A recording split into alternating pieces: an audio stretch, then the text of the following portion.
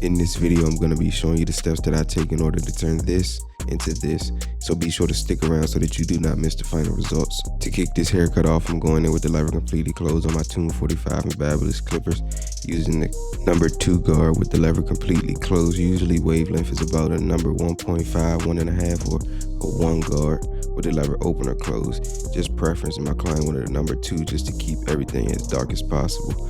He's getting a high taper, and so I'm just setting everything up.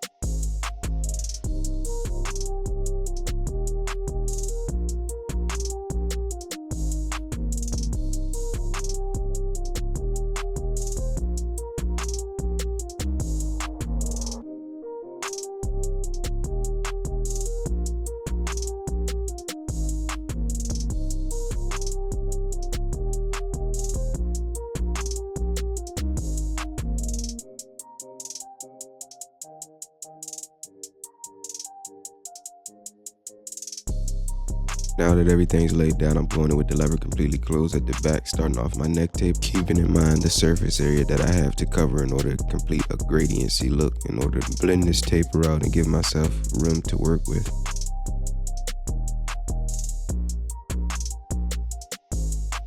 My next step, I want to go in with the lever fully open, giving myself a full inch, like I said, to give myself room to work with.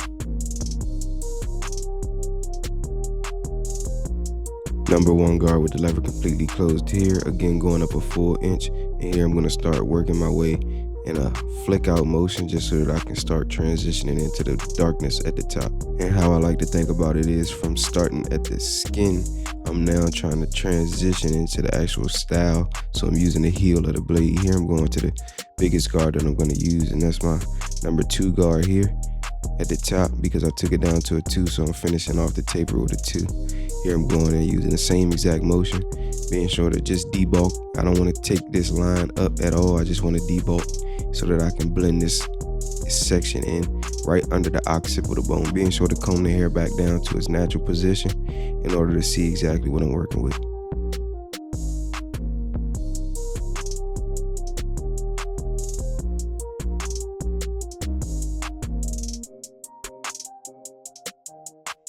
Here I'm dropping back down to the very bottom line with the 0.5 guard, and I'm taking out that very bottom line slowly but surely while still detailing the darkness at the top. The reason that I'm able to do that is because I'm using lighter pressure, and I'm using the corner of the blade, just manipulating the darker spots. And this right here creates efficiency, as well as it allows me to detail my work.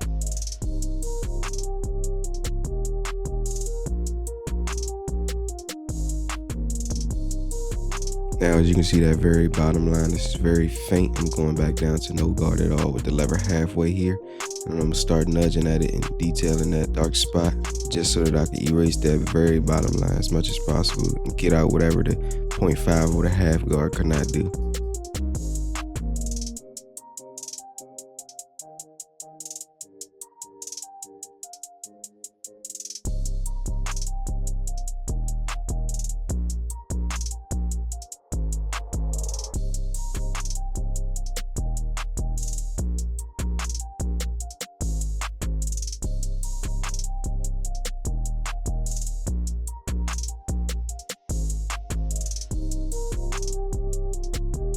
To kick off the side taper, I want to go in with the lever completely closed again, setting in my first guideline, my bald line. Essentially what you want to do with the high taper is find the darkest or the fullest point of the vertical bar and connect a straight line to the top of the ear, just so that you can have reference points in mind. And no one has the same exact canvas, so for each client, everyone has at least those 2 reference points to follow. Going in with the number 1 completely closed here after going in with the lever completely open, setting in my first initial guideline. I'm doing the same exact steps on the side that I did with the back. Typically you don't have a lot of workspace with a taper, but with a higher taper you do have a little bit more workspace, only because you got a bigger canvas to cover.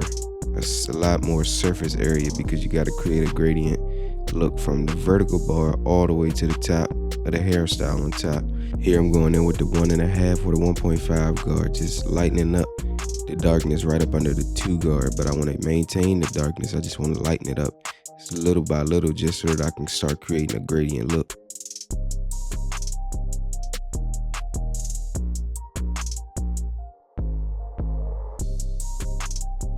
Skipping the 1 guard, my next step I want to go in with the 0.5 guard with the lever fully open, serving as a 1 guard, but I'm just using the corner of the blade, detailing the darker spots in between the lever completely open with no guard at all and the 1.5 guard.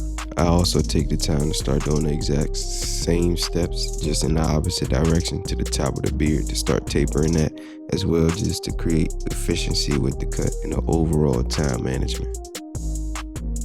Also, the lever is completely closed here, and I'm dropping down to that very bottom line, the second line actually, before I get to the very bottom. So now I'm just erasing that as much as possible, little by little, maintaining the darkness. And here I'm down to that very faint, very bottom line, just to completely blend out the first ball gown line that I put in.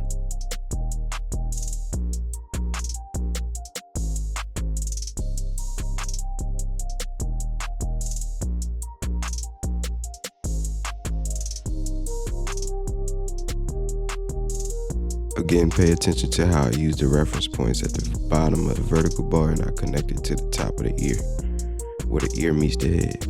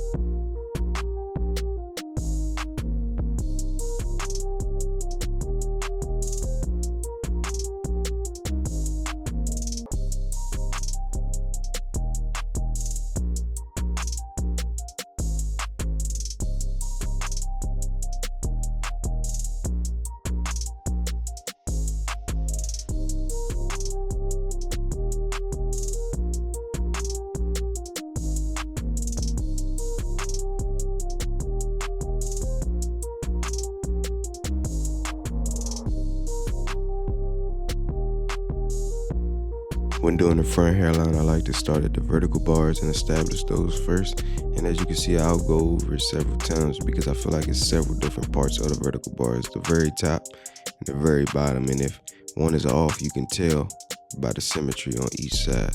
And so you want to make sure that it's actually straight down, but diagonally towards the shape of the actual forehead of the client so that it looks straight, whether it actually seems straight from the side or not.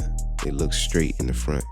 And I matched it up with the 2 parts he wanted on the side of his eyebrow. Then I start in the middle and I work my way out to the top of the vertical bars.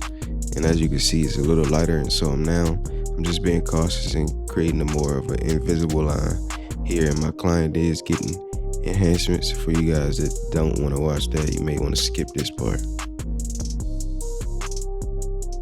When doing enhancements, you want to angle the card and spray at a distance, and spray at the card and allow the overspray to bounce off the card into the actual hair to fill in the lighter spots.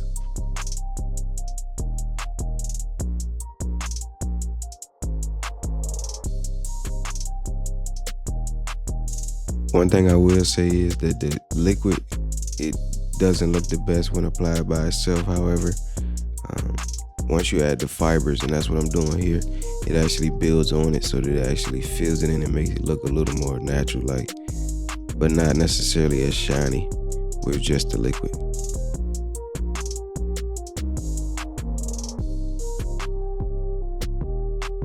I'm applying holding spray here just to lock everything back in. Then I go back over and clean up the overspray with the trimmers first, and then I typically follow it up with the razor just to get it as sharp as possible and seal the deal on the actual line up, as well as pull the beard together at the same time.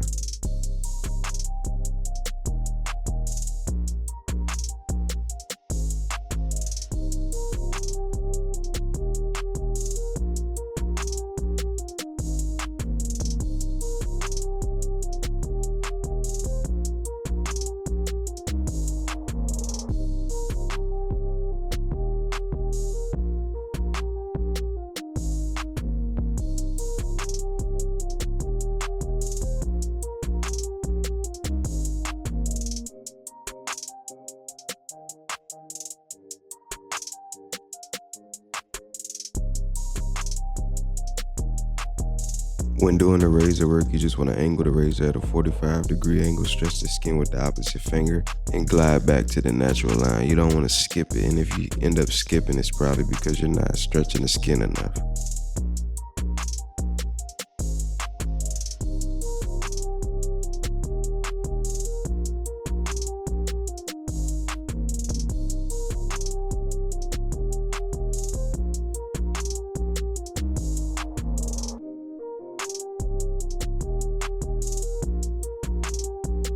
This is the final cut, and if you like this video, be sure to like this video. Let me know what you like or don't like about this video in the comment section below. Hit that subscribe button, turn on that bell. My name is Kel, and I'll catch you in the next one. Let's get it.